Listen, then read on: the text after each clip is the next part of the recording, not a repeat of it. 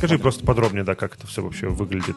Да, если вкратце, то мы с вами созваниваемся, я показываю вам объекты, показываю кейсы, что сейчас ремонтируется, что сейчас продается, рассказываю все абсолютно честно, что хорошо продается, что плохо. Да, вот сейчас у меня объекты там 2 месяца продаются так себе, там они 18 миллионов стоят.